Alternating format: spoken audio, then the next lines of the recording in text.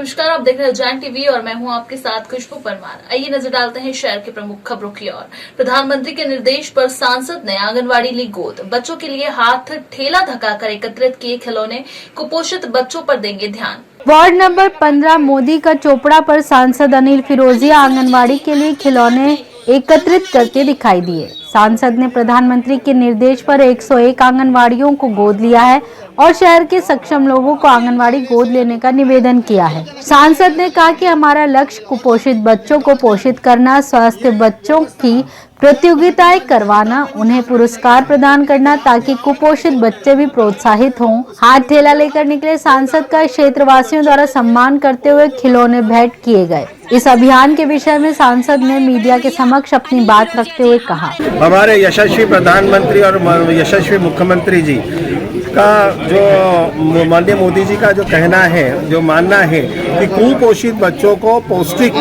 भोजन और उनको कुपोषित से सुपोषित में लाना, और उन्होंने ये अपने हाथ में पूरा विजन लिया है। हम सभी सांसदों को संसदीय दल की बैठक में निर्देश भी दिया था कि आंगनवाड़ी गोद लो। मैंने भी आंगनवाड़ी गोद ली है और हम स्वस्थ बच्चों की कंपटीशन भी करवा रहे हैं। जो स्वस्थ बच्चे हैं आंगनवाड़ी में उनकी कंपटीशन करवाते हैं और उनको अपनी ओर से हम पुरस्कार भी वितरण करते हैं ताकि जो कुपोषित बच्चे उनको भी प्रोत्साहन मिले। और लोगों को हम जो जन नेता हैं या अधिकारी हैं या सामाजिक संस्थाएं हैं या वहाँ के जो भी व्यापारी व्यवसायिक जो लोग हैं, जो सक्षम लोग हैं, उनको हम निवेदन भी कर रहे हैं कि आप इन लोगों को गोद लें ताकि एक एक बच्चा या एक एक आंगनवाड़ी या 5-5 जैसे आपकी श्रद्धा हो, शक्ति सामर्थ्य हो, उस हिसाब से आप गोद लें ताकि बच्चों को हम स्वस्थ कर सके, कुपोषित से सुपोषित में लाए। शहर कांग्रेस कमेटी के नव नियुक्त अध्यक्ष रवि भदौरिया ने महाकाल मंदिर से आशीर्वाद लेकर निकाली भव्य रैली। कहा, भारतीय जनता पार्टी शासन से त्रस्त हो गई है जनता।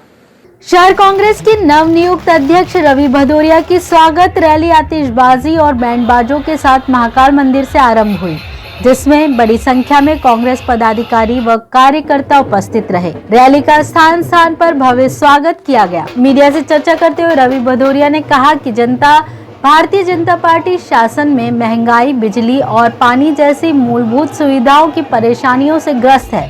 उन्होंने आगामी निकाय चुनाव में कांग्रेस की जीत के लिए भगवान से आशीर्वाद मांगा। उन्होंने कहा कि मुझे युवाओं का भरपूर समर्थन मिला है और जमीनी स्तर पर कार्य करते हुए मैं उज्जैन की 54 वार्डों का दौरा कर जनता की समस्या और मुद्दे उठाऊंगा। मैं आपको एक बात बताना चाहता हूँ, आज जनता त्रस्त है। भारतीय जनता पार्टी की महंगाई से त्रस्त है, बिजली की समस्याओं से त्रस्त है। मैं आने वाले समय में ये इतनी सारे जितनी भी समस्याएं हैं जनता की, उनको साथ में लेकर आंदोलन करूंगा।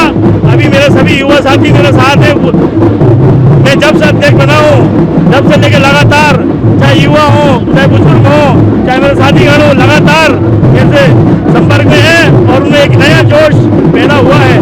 एक आपको बताना चाहता हूँ कि भारतीय जनता पार्टी की शिवराज सिंह की सरकार भ्रष्ट और निकम्मी सरकार है। इस सरकार को हम युवाओं को उखाड़ कर फेंकना है। कांग्रेस के माध्यम से हमें जन जन तक कांग्रेस की नीति और नीतियों को पहुँचाना है। मेरा आज की रैली के बाद अगला जो कार्यक्रम होगा, मैं 54 ही वार्ड में डेली एक वार्ड में जाकर वहाँ की जन समस्याओं को सुनूंगा और वहाँ के सभी कांग्रेस कार्यकर्ताओं को, वरिष्ठों को साथ में लेकर काम करूंगा। घर से अगवा वृद्ध का कुएं में मिला हाथ बंधा हुआ शव। जमीन सौदे को लेकर वृद्ध पत्नी ने की थी जन सुनवाई में शिकायत वृद्ध के लापता होने की। मंगलवार को हुई जन सुनवाई में कायता थाना अंतर्गत ग्राम आसेर में रहने वाली वृद्धा तेजूबाई ने रोते बिलखते अपने 72 वर्षीय पति वृद्ध हरिराम पिता मोदी को जमीन के सौदे में अगवा करने की शिकायत की थी और गांव में ही रहने वाले बालकृष्ण शर्मा उर्फ बल्लू पिता रामदेव व पास के गांव सारोल में रहने वाले गोकुल सिंह पिता करण सिंह पर अपहरण का आरोप लगाया। वृद्ध हरिराम दिनांक 18 मई से लापता थे। तभी बुधवार दोपहर नरवर थाना क्षेत्र अंतर्गत हरनिया खेड़ी के पास मनोज गुजराती के कुएं में ग्रामीणों द्वारा एक शव देखा गया। इसकी सूचना नरवर थाने को दी गई। तब काफी मशक्कत के बाद रात 8 बजे शव को क्रेन की मदद से बाहर निकाला गया।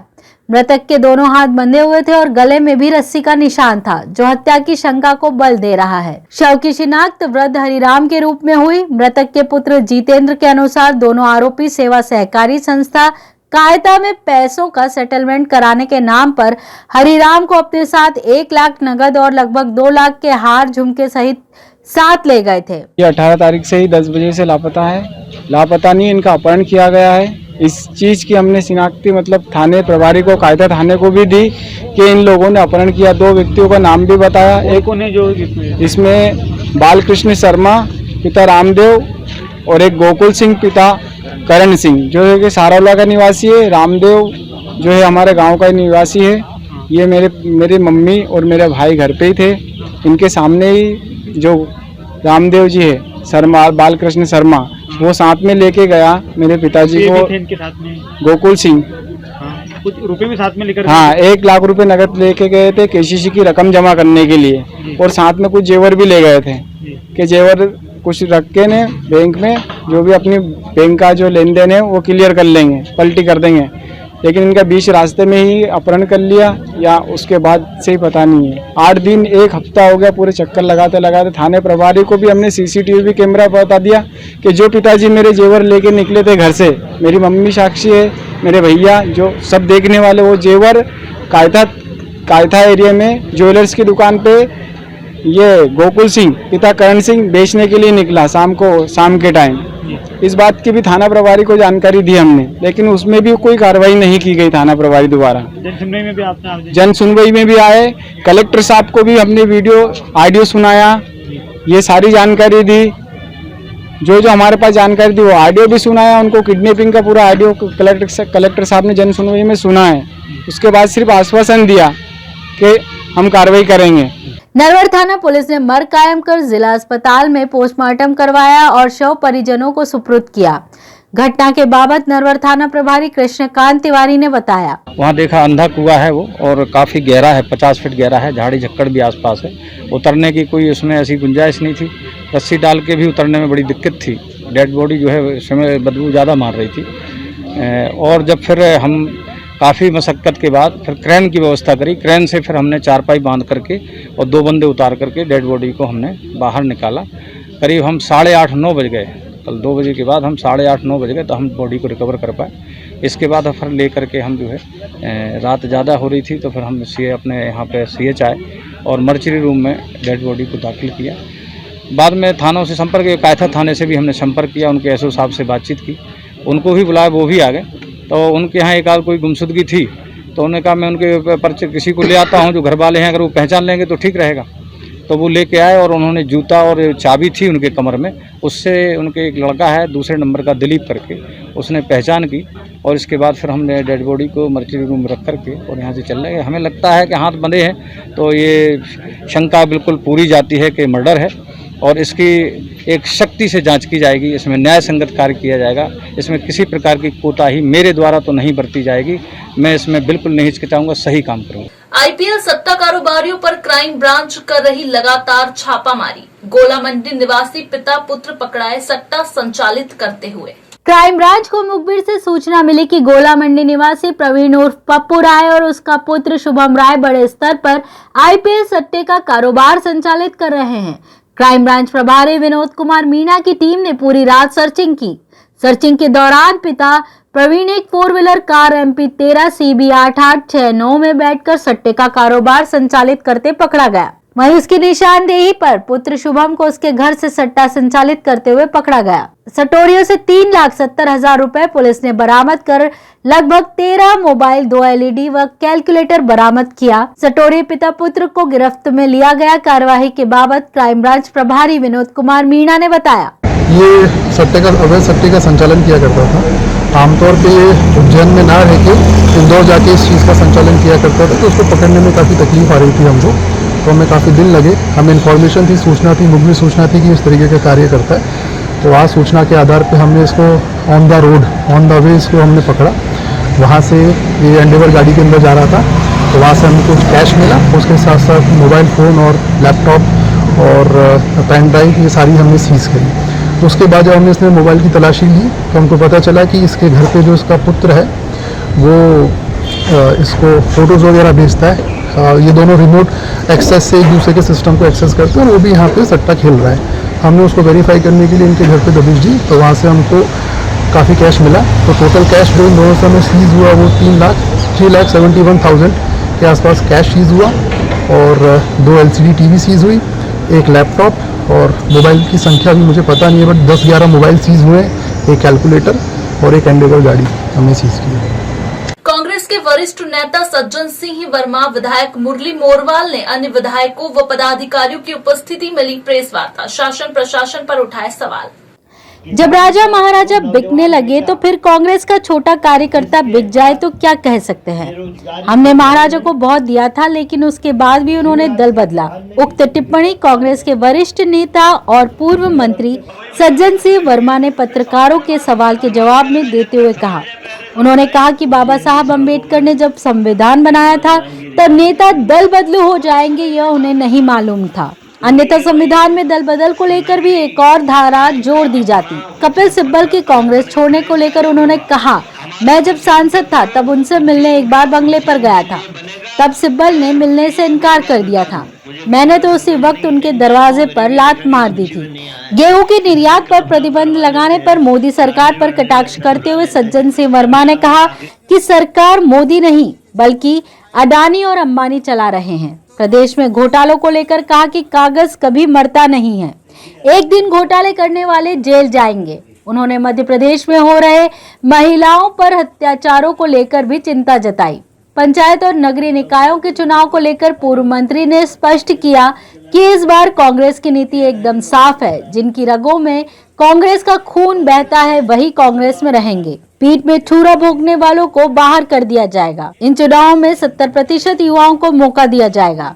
उन्होंने यह भी बताया कि हर शहर का अलग वचन पत्र होगा। उन्होंने चुनाव को लेकर 2 दिन में 3 अध्यादेश जारी होने पर शिवराज सिंह को आड़े हाथों लेते हुए कहा कि वो घबराए हुए हैं। खेत पर सैडा फाड़ने के विवाद में 10 लोगों ने पिता पुत्र पर किया हमला, इलाज कराने आते समय ट्रैक्टर से रोका रास्ता।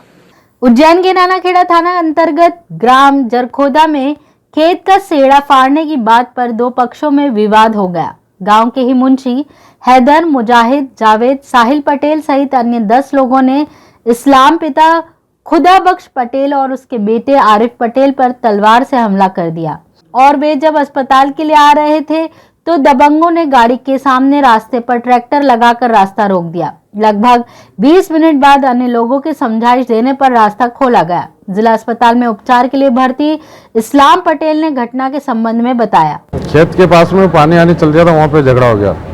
वहाँ से घर आया, घर आके उन्होंने मारा मेरे को। जब आप आ रहे थे रास्ते में हाँ। गाड़ी लगाने का मामला आपको रोक ली थी गाड़ी भी रोकी, सब ट्रैक्टर खड़ा कर दिया उन्होंने रास्ते में। अच्छा। गाड़ी नहीं निकलनी थी, फिर वहाँ पे गाड़ी करीब 20 मिनट हमारी गाड़ी खड़ी रही। नहीं जानते हैं किधर। कहाँ शिकायत की आपने इसकी? अभी थाने पे बोल अब हो क्या रहे हैं अभी उज्जैन। कौन कौन घायल है?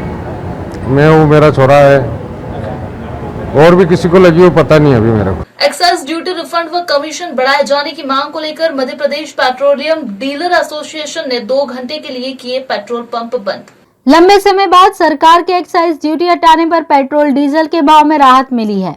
इधर पेट्रोलियम डीलर्स को हो रहे घाटे को देखते हुए petroleum dealers association Madhya Pradesh के आह्वान पर 25 मई बुधवार को 2 घंटे शाम 7 से रात 9 बजे तक पेट्रोल पंप बंद रखकर हड़ताल की घोषणा की।